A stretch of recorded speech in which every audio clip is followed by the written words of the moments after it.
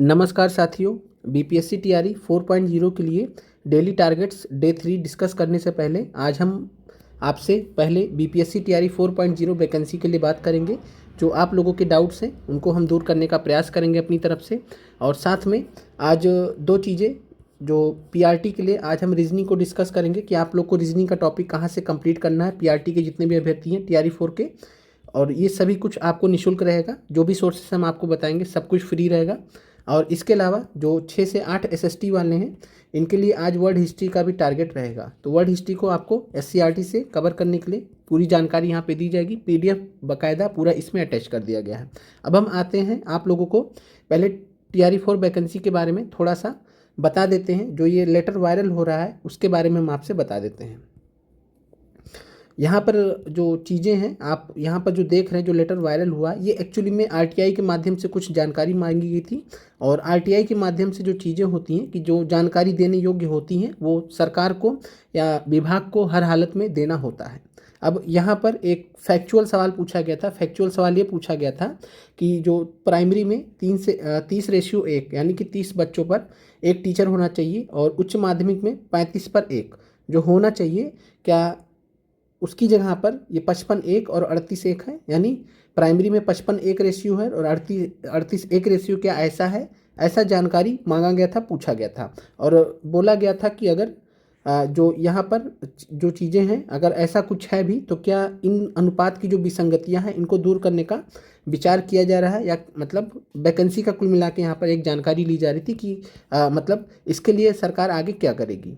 तो यहाँ से जो जानकारी जो दी गई है यहाँ पे आप लोग ने देखा होगा, पढ़ा भी होगा, और आप सभी लोग ने सीधे सीधे एक जो कहते हैं कि एक इन्फेरेंस पे आ गए। सभी लोग एक इन्फेरेंस पे आ गए, एक परिणाम पे, अंतिम परिणाम पे आ गए कि बीपीएससी टीआरई 4.0 की वैकेंसी नहीं आएगी। कारण क्या है कि जो यहाँ पर छात्र शिक्षक अनुपात है वो बराबर हो गया है। लेकिन यहाँ पर आप लोगों को एक चीज़ समझने वाली बात है कि यह जो स्थिति बताई गई, यहाँ पे जो भी जानकारी दी गई है, ये एक्चुअल में कोई भी कैलकुलेटेड यहाँ पे नहीं है। पहला चीज़ तो है कि यहाँ पर ये बोला गया कि जो है 42,445 पद, जो 9 से 12 के पद हैं, इनका परिणाम घोषित कर दिया गया। तो अभी तक ऐसा कुछ हुआ नहीं, रोस्टर ही नहीं पहुँचा आयोग को, तो परिणाम कहाँ से आएगा। बाकी आप सभी को मालूम है कि जो सीटें, जो रिजल्ट आई हैं पीआरटीओ 6 से 8 क्या है, पहला चीज़। दूसरा चीज़ ये है कि विभाग के पास अभी एक्चुअल में डाटा नहीं है कि कितनी सीटें भरी जाएंगी, कितनी सीटें खाली होंगी, कहाँ से खाली होंगी। टीआरई 3, ध्यान दीजिएगा हमारी बात को, टीआरई 3 की जो वैकेंसी है उससे कितनी सीटें भरी जाएंगी, कितनी खाली रह जाएंगी, ये बिहार शिक्षा विभाग को भी आइडिया नहीं है। जब तक कि फाइनल डीबी नहीं हो जाता है, फाइनल डीबी काउंसलिंग नहीं हो जाता, तब तक टीआरई 3 की वैकेंसी का पता नहीं चलेगा, पहला चीज़। दूसरा चीज़ है कि हेड मास्टर और हेड टीचर का ट्रांसफ़र पोस्टिंग करें, डीबी और काउंसलिंग होना है, डीबी और काउंसलिंग होना है, और इन लोग का डीबी काउंसलिंग हो जाएगा, उसके बाद चीज़ें क्लियर होंगी। और तीसरा चीज़ है कि सक्षमता पास और बीपीएससी शिक्षकों का ट्रांसफ़र पोस्टिंग, ये 3 चीज़ें हैं। और कुल मिला के जब ये चीज़ें हो जाएंगी, लगभग इसमें जो लगेगा 15 जनवरी तक का समय लग सकता है, मैक्सिमम 15 जनवरी तक का समय लग सकता है। टीआरई 3 का जो डीबी है उसके बाद ट्रेनिंग वगैरह का प्रोसेस, फिर फाइनल ज्वाइनिंग 15 जनवरी के बाद ही जाएगा कुल मिला के टीआरई 3 का। साथ में हेड मास्टर और हेड टीचर का भी ऐसे ही लगभग चलेगा, टीआरई 3 के पैरेलल ही डीबी काउंसलिंग होने के बाद, और ज्वाइनिंग इसकी पहली हो जाएगी। और साथ में जो सक्षमता पास हो बीपीएससी ट्रांसफ़र पोस्टिंग है, ये भी लगभग 15 जनवरी से 20 जनवरी तक जाएगा। तो कहने की बात यह है कि जब 15 से 20 जनवरी के आसपास जब समय हो रहा होगा, तो उस समय बिहार शिक्षा विभाग इस स्थिति में होगा कि वो कैलकुलेट कर पाए कि कितनी सीटें जो है खाली निकली हैं, कितनी सीटें बची हैं, कितनी सीटें हमें आगे ले जानी हैं। इसलिए जब सिद्धार्थ सर से, जो कि एसीएस है इस समय, तो उनसे जब ये सवाल पूछा गया तो उन्होंने यही बोला कि अभी टीआरई 3 का रिजल्ट वगैरह दिया जाएगा, डीबी वगैरह करा के, अपना जो भी है ज्वाइनिंग वगैरह करा के, जो है नियुक्ति वगैरह देकर, उसके बाद जो सीटें खाली होंगी, ध्यान दीजिएगा उन्होंने क्या बोला, उसके बाद जो सीटें खाली होंगी उनको देखते हुए फिर आगे फैसला लिया जाएगा, डिसाइड किया जाएगा। तो कुल मिला के बिहार शिक्षा विभाग अभी थोड़ा सा इस बात को समझिएगा कि बीपीएससी टीआरई 4.0 को लेकर अभी थोड़ा सा इंतजार करने के मोड में है कि अभी एक बार पहले टीआरई 3 का क्लियर हो जाए। एक बार जब टीआरई 3 का क्लियर हो जाएगा, हेडमास्टर हेड टीचर का क्लियर हो जाएगा, सक्षमता पास बीपीएससी शिक्षकों का ट्रांसफ़र क्लियर हो जाता, उसके बाद वो स्थिति में होंगे कि रोस्टर वगैरह बना पाएंगे, क्लियर कर पाएंगे ये चीज़ें। बाकी वैकेंसी 100% आनी है, इसमें कोई दो राय नहीं है। और इस चीज़ को आप लोग समझ लीजिए कि टीआरई 3 की जब वैकेंसी आई थी, टीआरई 3 की जब वैकेंसी आई थी तो आने का उसका कोई कारण था ही नहीं दूर दूर तक, लेकिन अचानक से इलेक्शन अनाउंस हुए। अचानक से इलेक्शन तो होने ही थे, इलेक्शन थे 2024 के, टीआरई 3 की वैकेंसी उसलिए लाई गई। अब आप लोग खुद भी सेंस लगाइए इस चीज़ का कि बिहार में विधानसभा इलेक्शन से सितंबर से अक्टूबर के बीच में होने हैं, और उस स्थिति में क्या 2025 में कोई वैकेंसी नहीं आएगी? बिहार में हो ही नहीं सकता, 100% वैकेंसी आएगी, इसमें कोई दो राय नहीं है। और दूसरा चीज़ है जो आखिरी बार हम आपको बोल रहे हैं, अगर आज आप यहाँ से छूटते हैं, इसके बाद आप जो है तैयारी छोड़ देते हैं अपनी, कि जब अब जनवरी फरवरी में आएगा नोटिफिकेशन तब हम जाएंगे तैयारी करने, तो आप बहुत पीछे चले जाएंगे, और फिर जब आप दोबारा पलट के वापस उस समय आएंगे तो शायद हम आपकी हेल्प ना कर पाएँ। तो इस चीज़ को ध्यान रखिएगा, समझिएगा। और इधर का जो आपका टाइम है 1 से 2 महीने का, ये पूरा पूरा डिसाइड करेगा कि आप जो है या तो तैयारी करके सफल होने की स्थिति में होंगे जब आपका नोटिफिकेशन आएगा, इतना आपको हम तैयार करा देंगे, नहीं तो फिर आप भटक रहे होंगे उस समय भी, और जो नुकसान आपका पहले हुआ है वही नुकसान कुछ उस समय की स्थिति में होगा। तो इस चीज़ को सभी लोग ध्यान से गांठ बांध लीजिएगा इस चीज़ को। और ये हमने बहुत सारे एग्जाम्स दिए हैं, सब कुछ देखा है, बहुत सारे एक्सपीरियंस है, बहुत भले के लिए आपके लिए कह रहे हैं, इस चीज़ को समझिएगा। और सभी लोग से यही मेरा एक जो है सलाह है बड़े भाई होने के नाते, कि आप सभी लोग टीआरई 4 की वैकेंसी को एक ध्यान में रखते हुए तैयारी करें। अगर आपके पास और कोई ऑप्शन नहीं है तो आप इसको तैयारी मान के करें, हमारे साथ में करें, हमसे जुड़े रहें। हम आपको जब नोटिफिकेशन आएगा टीआरई 4 का जनवरी लास्ट, जो कि संभावित है जनवरी लास्ट में, जनवरी लास्ट से लेकर फरवरी के बीच में, मिड फरवरी के बीच में जब इसका नोटिफिकेशन आएगा, जब नोटिफिकेशन आएंगे तो आपके चेहरे पे केवल स्माइल होगा। और स्माइल होने का कारण ये होगा कि आप हमारे साथ जुड़कर बहुत अच्छी तैयारी कर चुके होंगे। अगर आप छोड़ के गए आज कि अब हम नहीं तैयारी करेंगे, जब आएगा नोटिफिकेशन तब करेंगे, तब शायद हम आपको उस समय सेव नहीं कर पाएंगे, बचा नहीं पाएंगे। इस चीज़ को आप लोग ध्यान रखिएगा। बाकी आपकी मर्जी है, तैयारी आपको करनी है, हम यहाँ पर आपके लिए अवेलेबल हैं। अगर आगे आप लोगों का सपोर्ट रहेगा, सहयोग रहेगा, तो ही हम आपके लिए काम कर पाएंगे, क्योंकि निःशुल्क चीज़ों को चलाना, एक कार्यक्रम को संपादित करना बहुत ही मुश्किल होता है, चुनौतियों भरा होता है। इस चीज़ को आप लोग भी समझते हैं। अब हम आते हैं टॉपिक के अपने। रीजनिंग के बारे में हम थोड़ा देर बाद बात करेंगे, पहले हम जो डेली टारगेट्स उनको हम आपको जानकारी दे देते हैं। यहाँ पर सबसे पहला जो आपका आज का जो डेली टारगेट है, वो आपने अध्याय 2 कर लिया था डे 2 में। आज डे 3 के लिए आपको पृथ्वी एवं उसकी गति के बारे में महत्वपूर्ण यहाँ पे आपको टॉपिक्स मिलेंगे, कॉन्सेप्ट सारे क्लियर हो जाएंगे, प्रश्नों के माध्यम से आपको ये क्लियर हो जाएगा। तो ये आपको कर लेना है सभी लोगों को, प्राइमरी और 6 से 8 को।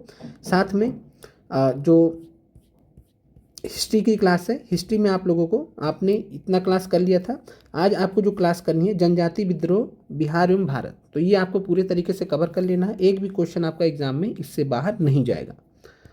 फिर इसके बाद आज ये हमने क्लास अपलोड किया था, प्रीवियस डे पे क्लास अपलोड किया था। जिन्होंने देख लिया अच्छी बात है, जिन्होंने नहीं देखा, अगर आपके पास समय बचता तो आप इसको देख लीजिएगा। साथ में ये हमने आपके लिए पीडीएफ जो है, कुछ अभ्यर्थी बोल रहे थे कि पीडीएफ दे दीजिए, तो हमने इसको पीडीएफ भी साथ में लगे हाथ कंपाइल कर दिया है। तो ठीक है, आप लोग पीडीएफ से पढ़ लीजिएगा। एक बार हम आपको ये सारी क्लासेस मिक्स करा देंगे, समझा देंगे, याद हो जाएंगी चीज़ें। एक कहानी के माध्यम से आप लोगों को ये सारी चीज़ें हम याद करा देंगे। तो एक बार आप लोग नोट कर चुके होंगे कॉपी में, जहाँ तक हम उम्मीद करते हैं, चूँकि बहुत ज़्यादा पीडीएफ इकट्ठा करने में आपको प्रॉब्लम्स आएंगी। अब हम जो है बात कर लेते हैं कि 6 से 8 जो हिस्ट्री वाले हैं उनको वर्ल्ड हिस्ट्री का आज कौन सा टॉपिक कवर करना है। देन उसके बाद हम आपको पीआरटी का जो रीजनिंग का टॉपिक को आपको कहाँ से निःशुल्क फ्री में कवर करना है उसके बारे में हम बात करेंगे। तो जो 6 से 8 एसएसटी वाले हैं उनको वर्ल्ड हिस्ट्री के लिए एससीईआरटी क्लास 9th का अमेरिकी स्वतंत्रता संग्राम कंप्लीट करना है। मात्र 30 पेज है अमेरिकी स्वतंत्रता संग्राम, और साथ में फ्रांसीसी स्वतंत्रता संग्राम, मात्र 30 पेज है, कोई बहुत ज़्यादा नहीं है। पढ़िए इसको, अच्छे से नोट्स बनाइए, और जितने भी यहाँ पे क्वेश्चंस दिए गए हैं इनको ज़रूर कर लीजिएगा। डायरेक्ट यहाँ से भी प्रश्न आपसे पूछे जाते हैं। तो ये हो गया, और फ्रांस की क्रांति, इसको आप लोग कंप्लीट कीजिए। बाकी आगे चलकर हम 6 से 8 के लिए भी आपके ग्रुप में ही जो है जीएस कह रहे सब्जेक्ट के भी क्वेश्चन हम आपके लिए अलग से टेस्ट कंडक्ट कराएंगे, अभी नहीं लेकिन कुछ समय पश्चात, 25 दिसंबर के पश्चात हम जो है 6 से 8 के लिए एसएसटी के लिए आपके ग्रुप में ही हम टेस्ट कंडक्ट करवाएंगे। 40 प्रश्नों का टेस्ट रहेगा, जो आपका जैसा आता है एग्जाम में, आप लोग समझ गए होंगे। अब ये आप लोगों को आज के लिए कंप्लीट करना है 6 से 8 के लिए। तो ये आपका आज का टारगेट हो गया। अब हम आपसे बात करते हैं पीआरटी के लिए। तो पीआरटी के लिए जितने भी अभ्यर्थी हैं, आप लोगों को रीजनिंग का हम बहुत जो है टॉपिक बता दे रहे हैं। काफ़ी अभ्यर्थी पूछ भी रहे थे रीजनिंग और मैथ का, तो आप लोग पहले रीजनिंग से स्टार्ट कीजिए, क्योंकि स्पेशली जो अभ्यर्थी वीक होते हैं, कमज़ोर होते हैं मैथ रीजनिंग में, तो सबसे पहले आप रीजनिंग पर वर्क कीजिए। और रीजनिंग के लिए हम आपको यहाँ पर एक चैनल बता दे रहे हैं। चैनल का जो नाम है वो है रवि पी तिवारी ऑफिशियल, और यहाँ पर प्लेलिस्ट हम आपको सेंड कर देंगे। और यहाँ पर इनका एक प्लेलिस्ट है रवि सर का, 57 वीडियोज़ है यहाँ पे। सारी वीडियोज़ नहीं देखनी, जो जो देखनी है हम आपको अभी बता दे रहे हैं, आप उसको नोट कर लीजिएगा। और यहाँ पर कुछ टॉपिक्स हम बता दे रहे हैं जो आप लोगों को करना है, देखना है। तो सबसे पहले यहाँ पर डाइस का जो टॉपिक है ये आपको करना है। अभी तक डाइस से प्रश्न नहीं पूछे गए हैं, लेकिन पूछे जा सकते हैं, इसकी कोई मतलब वो नहीं है कि नहीं पूछा जाएगा, सिलेबस में है आपके, तो ध्यान रखिएगा। पीआरटी के लिए हम बता रहे हैं, पीआरटी के लिए जो रीजनिंग के टॉपिक है वो बता रहे हैं। डाइस आपको कंप्लीट करना है, स्टेटमेंट और आर्गूमेंट नहीं करना है, छोड़ दीजिएगा, ये आपको नहीं पूछा जाएगा। फिर है दूसरा टॉपिक आपका कैलेंडर है, कैलेंडर आपको करना है बहुत अच्छे से।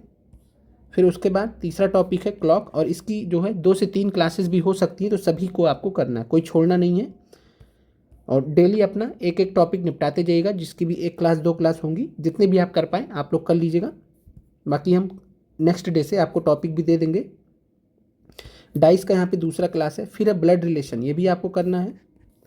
तो आप लोगों को ऊपर से हम फिर से बता दे रहे हैं, स्टेटमेंट आर्गूमेंट नहीं करना है, डाइस कंप्लीट करना है, कैलेंडर कंप्लीट करना है, क्लॉक कंप्लीट करना है, ब्लड रिलेशन कंप्लीट करना है, स्टेटमेंट कंक्लूजन बिल्कुल नहीं करना है, छोड़ दीजिएगा, ये आपके काम का नहीं है। कैलेंडर हो गया, और फिगर काउंटिंग आपके लिए इंपॉर्टेंट है, कर लीजिएगा इसको। फिर यहाँ पर वेन डायग्राम से पढ़ सकते हैं आप, अगर आप पढ़ना चाहें तो। ऐसे कुछ क्वेश्चंस आ जाते हैं कभी कभी एग्ज़ाम में, फ्रीक्वेंसी कम है, बाकी आप चाहे तो करना चाहें तो कर सकते हैं। इसके अलावा फिगर काउंटिंग ये भी कर लीजिएगा। डिसीजन मेकिंग ये आपको नहीं करना है, छोड़ दीजिएगा। स्टेटमेंट कंक्लूजन नहीं करना, स्टेटमेंट आर्गूमेंट नहीं करना, क्लॉक कर लीजिएगा। रीजनिंग कोर्स ऑफ एक्शन, कथन एवं कार्रवाइयाँ, ये सब आपको नहीं करना है, क्लॉक वगैरह कंप्लीट कर लीजिएगा। और ब्लड रिलेशन तो करना ही है, और ये टॉपिक जो आप यहाँ पे देख रहे हैं ये आपको कंप्लीट करना है। फिर उसके बाद रीजनिंग में कंप्लीट नॉन वर्बल, ये आप जरूर कर लीजिएगा, ये आपको बहुत हेल्प करेगा। इनइक्वालिटी छोड़ दीजिएगा, कोडिंग डिकोडिंग कर लीजिएगा, कोडिंग डिकोडिंग कर लीजिएगा। फिर है एनालॉगी, एनालॉगी भी कर लीजिएगा, आपके सिलेबस में हमने आपको बताया भी था, तो एनालॉगी भी कर लीजिएगा आप। बाइनरी कोडिंग डिकोडिंग ये आपको नहीं करना है, तो ध्यान रखिएगा, इसको नहीं करना है, छोड़ दीजिएगा। फिर नॉन वर्बल वाला है, इसको भी कर लीजिएगा। इतने आप जो टॉपिक है इनको आप अभी कर लीजिएगा। इसके अलावा जो एक्स्ट्रा टॉपिक होंगे वो हम आपको बता देंगे। और यहाँ पर उम्मीद करते हैं कि आपको जो टॉपिक्स है वो क्लियर हो गए होंगे। तो ये टॉपिक आपको इस जो है चैनल से कर लेने, कंप्लीट कर लेने सभी को। और जो भी अभ्यर्थी अपने आप को कमज़ोर पाते हैं, आपको बहुत आसानी से समझ में आ जाएगा। रवि सर बहुत एक्सपीरियंस टीचर है, और फ्री में सारी क्लासेस इस प्लेलिस्ट में अवेलेबल हैं यूट्यूब पर। हम आपको प्लेलिस्ट सेंड भी कर देंगे, आप देख लीजिएगा। और साथ में आप लोग ज़्यादा से ज़्यादा इस सेशन को लाइक कर दीजिएगा। और हम आज आपको रैंक नंबर 64 जो है उनका एक वीडियो अपलोड करेंगे, उनके बारे में भी आप देखिएगा। मिलते हैं आप सभी से। आप लोग टारगेट्स को पूरा करिएगा, और साथ में आपने प्रीवियस डे का टारगेट अगर पूरा किया है तो कमेंट जरूर कीजिएगा।